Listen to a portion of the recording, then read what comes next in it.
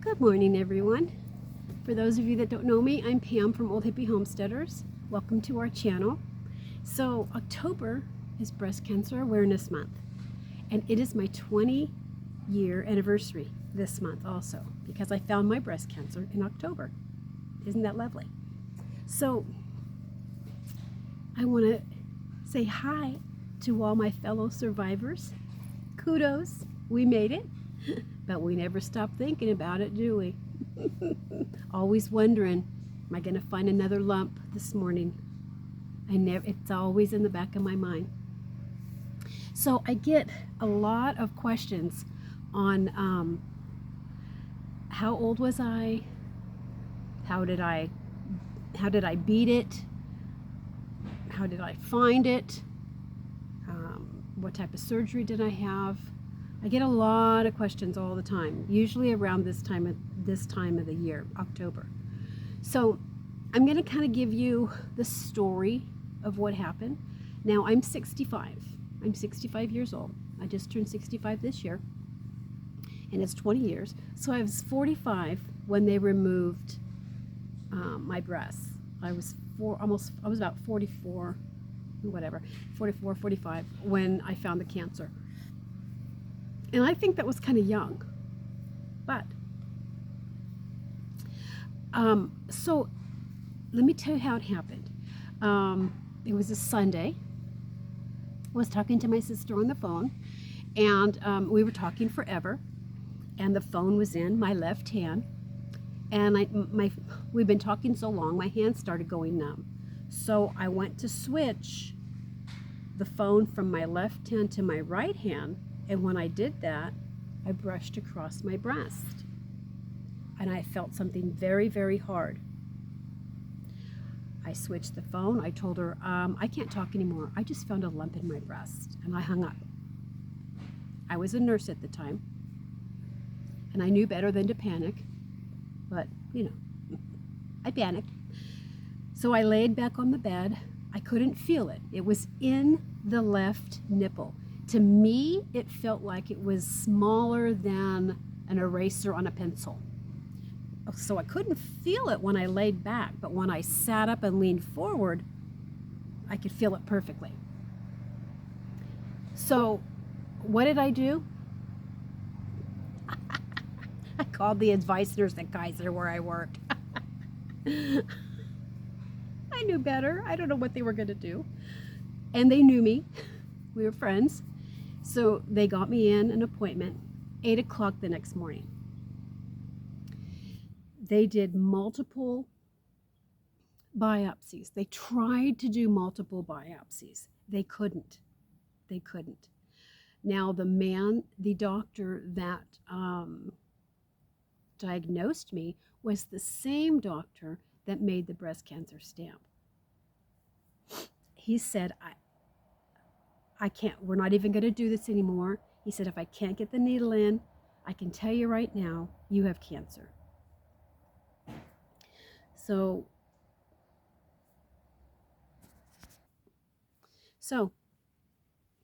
I was in surgery within a couple days. And before I went into surgery, I talked to the surgeon talked to me, and he said, do you want one off? Do you want reconstruction? What do you want? I said, I want them both removed. And he said, we can't remove both of them here at Kaiser. I said, I want them gone. I want them both gone at the same time. I said, what am I going to do with one breast? Just flip it around? So eventually, after me bitching and moaning and complaining, I had a double mastectomy. They asked if I wanted reconstructive surgery, and I talked to a few people there, other doctors and things, and one of the things that stuck in my head when I went, there was a class. They sent me to a class. So I went to this class, and one of the things that I remember is that they said, if you have reconstructive surgery and the implants, you'll have a hard time feeling a lump if one was to come back. You didn't have to tell me twice. I told them, take them both off, and I do not want reconstructive surgery. I was told, oh, your chest will look funny or whatever. I don't care. I'll be alive. One of the doctors or one of the nurses said, well, shouldn't you talk to your husband about this decision? No, no. I told him it's my body, my decision, and he said, whatever you decide, it's you decide it. He said, I can't tell you yes or no. And I said, well, I'm deciding to have them both removed and no reconstructive surgery. He says, that's fine with me. That's fine with me. He said, at least you'll be alive and you'll still be here with me. What kind of a man is that? So I had them removed, and another thing that I didn't like about Kaiser, they only let you stay in the hospital 23 hours. I just had major surgery, and they sent me home after 23 hours. They showed my husband I had tubes all coming out of my chest. I was totally wrapped in bandages and gauze, and they showed my husband how to drain the tubes, how many times a day. You have to mark down how much fluid came out, things like that. So I had the double mastectomy, and I haven't regretted it since. I have not regretted not having reconstructive surgery. I had very large breasts before the cancer, to where they hurt my back. If I would lay down at night, they would fall into my armpit area. I had very large breasts, and they were very uncomfortable. I wore an extra large shirt. Now I wear medium large. So anyway, they sent me home with the tubes, and I started healing. You can't see, I don't have the camera down low, but the left side, I have an indentation. It's not flat, it's indented. That's because the surgeon took out every single thing he could get his hands on. I have just my skin and ribs. Now the right side, there is a little bit more tissue left, but nothing like the left. The left is just, there's nothing there. It doesn't bother me. It took me a long time to undress in front of my husband. When I would change my shirt, I would hold it up. I don't know what I was thinking. He's the one that changed my tubes. He's already seen it. I don't know what I was thinking. But it doesn't bother me. They also took out 13 lymph nodes on the left and 11 on the right, to see if it had spread, which it had not.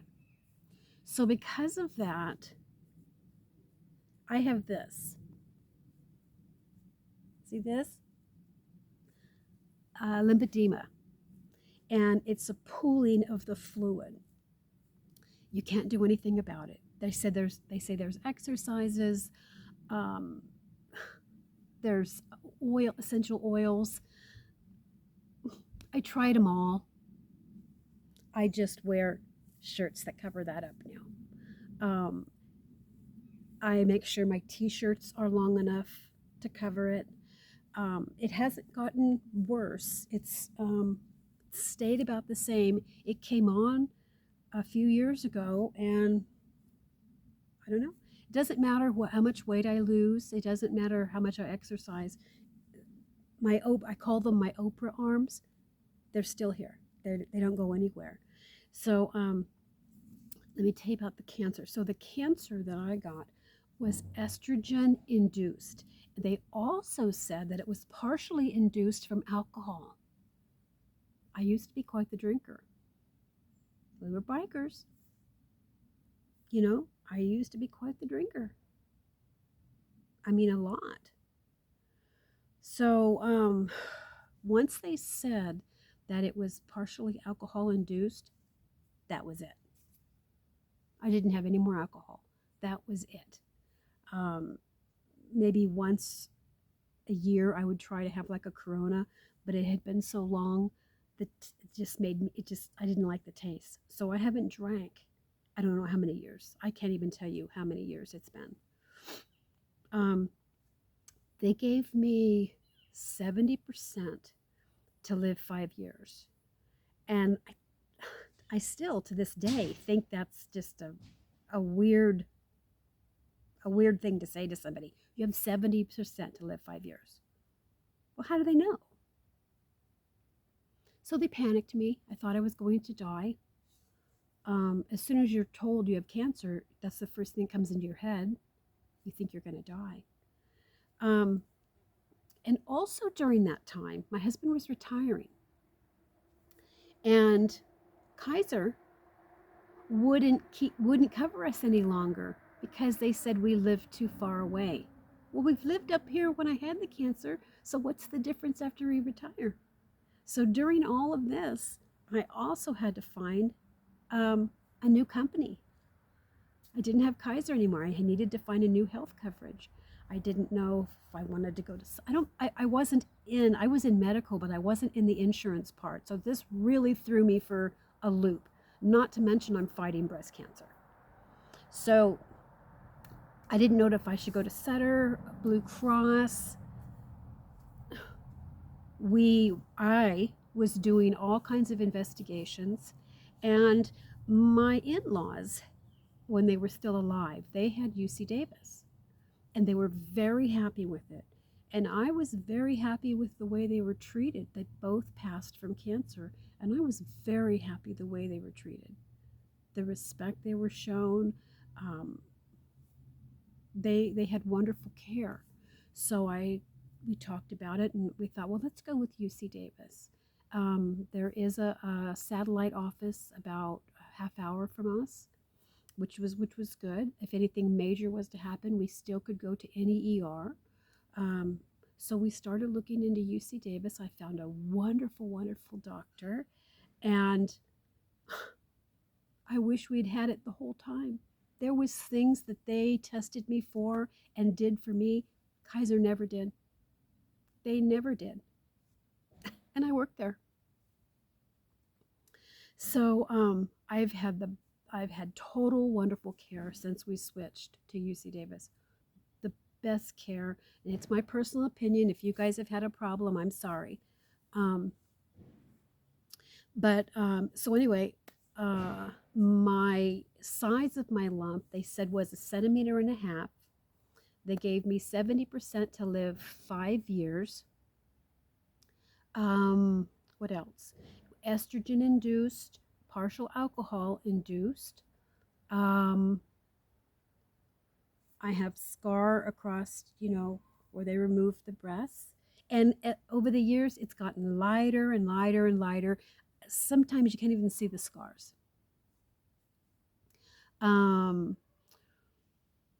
What we did was I panicked. We sold our home and we bought a big motorhome and we traveled. We just wanted to spend our time together because I didn't know how much time I had left. And we were doing that for about a couple years until finally we found UC Davis, and they're like, you're going to be okay. You're going to be okay. So after I started going to a lot of classes and stuff, we changed our life 1,000%. I was panicking because I didn't have control.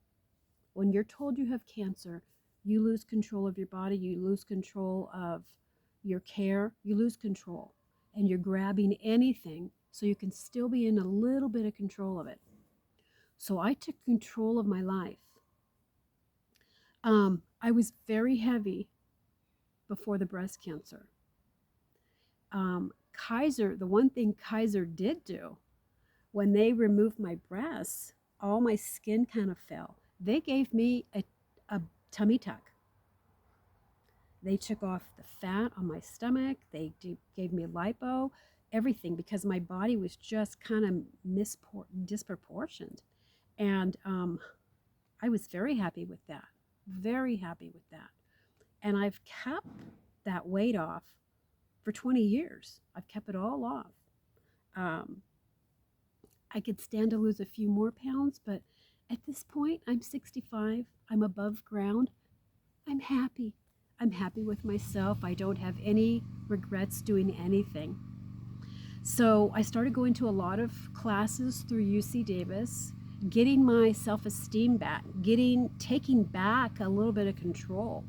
So one thing that I decided was I'm getting rid of toxic friends. That was the first thing that we did. Anytime we were around them, they were pushing the alcohol, and they knew I wasn't drinking anymore, and I became the butt of the joke. I was a teetotaler. I ruined the motorcycle rides because I didn't want to ride bar to bar. So when my husband saw that, we got rid of all our toxic, nasty, mean friends. They thought they were funny. They're not funny. We got rid of all of them. We haven't seen them since. We got to notice that we weren't invited to parties anymore. We weren't even invited on our own motorcycle ride. My husband was the vice president of the motorcycle club.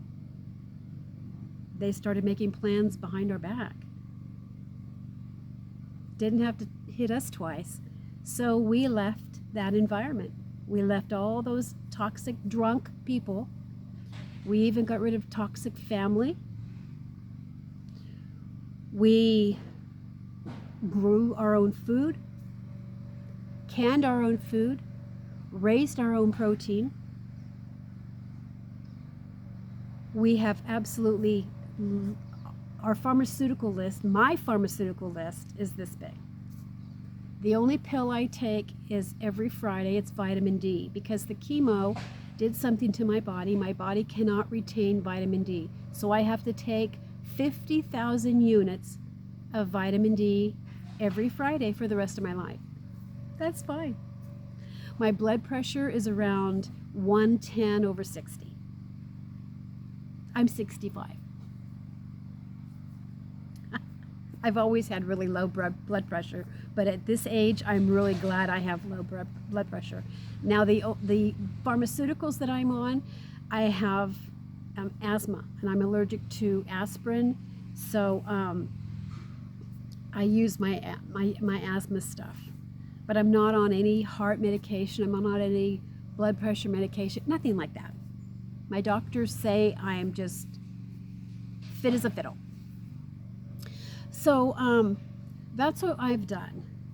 And we found God. And I know some of you are like, oh, geez, get off the soapbox. We found God during a very terrible part of our life a few years ago. And He answered my prayer, and it blew me away. And I'm still here. I believe I'm still on this earth because He has me. He still has things for me to do. Whether you believe that or not, that's your decision. But that's my belief. He's not finished with me. I still have things to do. Yes, I've had a couple cancer scares, but they've just been in my head. There's nothing. They've found absolutely nothing, and they treat me like a queen. I did lose my hair. I had 13 rounds of chemo. I lost all my hair. My hair was so long and blonde, I could sit on it. I lost my hair, let's see. I lost my hair let me see. I found my breast cancer in October, and I lost my hair. I was cooking Thanksgiving dinner, and one of my sons came up behind me and tapped me on the back, and he goes, "Mom, your hair's falling out." I stopped the Thanksgiving dinner. I ran into the shower. It was coming out in clumps. I was crying like a baby. My husband came in and comforted me. That's when I knew this was like, okay, I don't get to keep my hair. Luckily for me, it was during the cold part of the year, and I could just keep my beanie on. And then after the chemo stopped, it was quite a while after the chemo stopped, that it looked like I had little black dots on my head.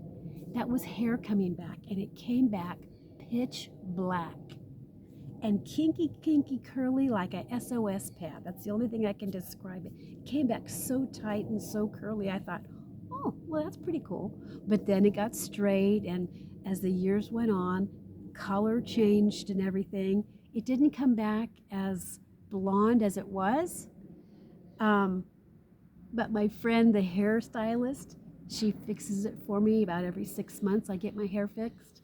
And, I'm vain about that. But your hair does grow back. I had no radiation at all. Um, I don't remember the name of the chemo that they gave me. During that time, I was kind of just blacked out. I would go to get my chemo and I would cry the whole time. They said, oh, it's okay, as they were dressed in full body gear, goggles, full gear, clothing, everything. That's okay. No, it's not. Look how you're dressed. You don't want it on your hands or anything. My gosh. So once in a while, I'll get a whiff.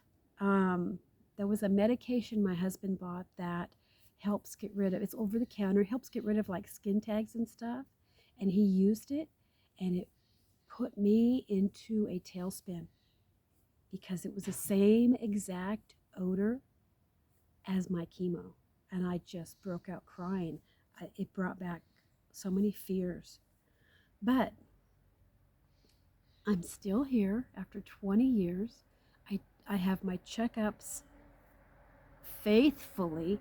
Any little ache or pain, I run to have it checked because I just, every morning, even though you're a cancer survivor, every morning you still wake up with that thought in the back of your head.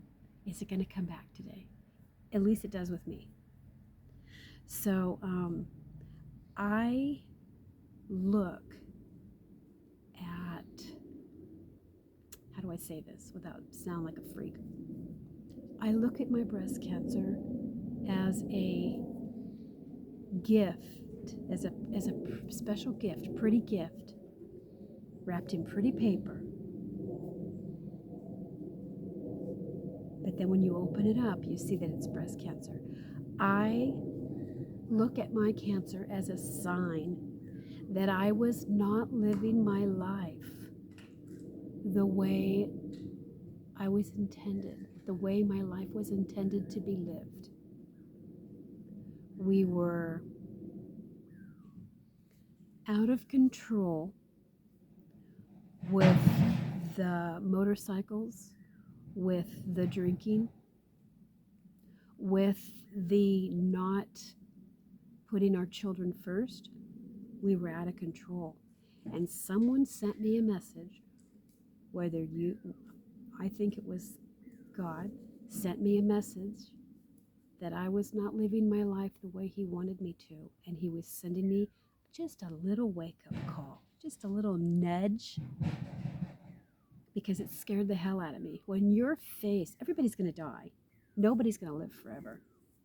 But when you're faced with cancer, and then oh shit, I have a time limit on me. Then you try and get everything done. It puts you into an overdrive. And He gave me whether you think it was God or not, I was given a wake-up call to knock it off. Put the bottle down, get off the bike, be a mom. So I listened. It didn't have to hit me twice. I listened. In all honesty, I should have put the bottle down a long time before that. But you can't go back. You can only move forward and be better as you move forward. So that's my breast cancer story. I know some women have like stage 4, all that. I was very lucky. And that's why I look at it as a wake-up call. I'm still here. I'm above ground. But it scares the hell out of you when the doctor says you've got cancer. that your clock starts just like, okay, how long do I have? So I started doing YouTube when I got cancer because I was bored. I started looking at YouTube and I thought, well, I can make a video. So that's when I started it. Um, I'm on 100% disability. They put me on disability. I don't know why. My doctor submitted the paperwork and it was approved instantly. I'm shocked. I'm just shocked. So sorry for the chainsaw noise, but it's a busy time up here trying to get winterized and ready for the snow to come back. So thank you for your questions. If there's something that you were asking and I forgot, message me and I will let you know in the comments. Um, my weight before my surgery, I was almost 200. I was 185 pounds, 186 pounds. I'm 5 feet tall.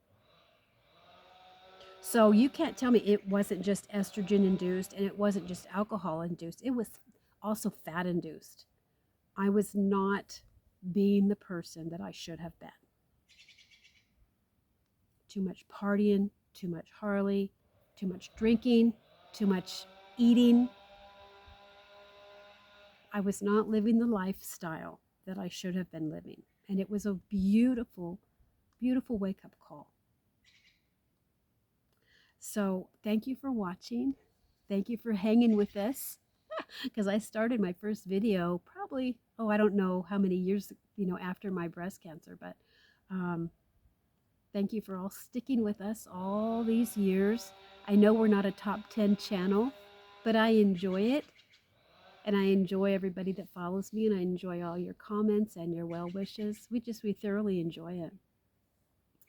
So from my mountaintop homestead to yours, have a wonderful Monday, have a blessed week, and I hope whatever you're going through, I hope you find your peace. Thanks, guys, for watching. You're beautiful. Have a cool day, guys.